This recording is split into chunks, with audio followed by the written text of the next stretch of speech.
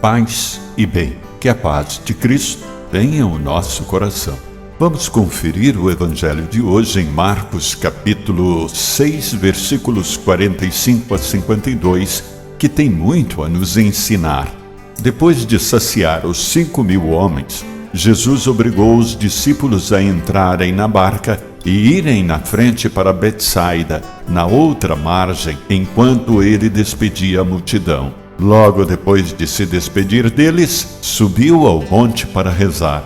Ao anoitecer, a barca estava no meio do mar e Jesus sozinho em terra. Ele viu os discípulos cansados de remar, porque o vento era contrário. Então, pelas 3 da madrugada, Jesus foi até eles andando sobre as águas e queria passar na frente deles.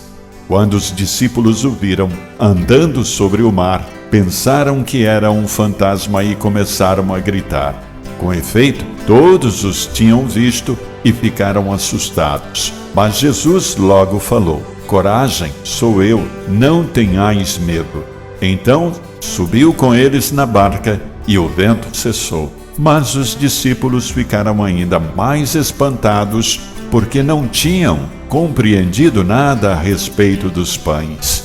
O coração deles estava endurecidos. Palavra da salvação. Glória a vós, Senhor. Notem que Jesus obriga os discípulos a ir para outra margem, outro território que não era o do convívio deles, ou seja, sair da zona de conforto, viver o Evangelho além casa. Por isso, desconforto, desânimo, cansaço, sem falar no vento contrário que os assolava e o turbilhão em suas mentes causadas pelo milagre da multiplicação dos pães, pois ainda estavam de corações endurecidos.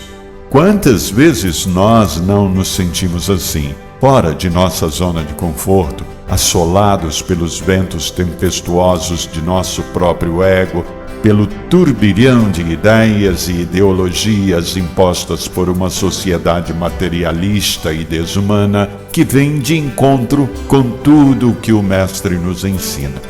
Então vem a confusão, o desconforto, o desânimo e o cansaço. No início do Evangelho de hoje, Jesus nos dá o exemplo.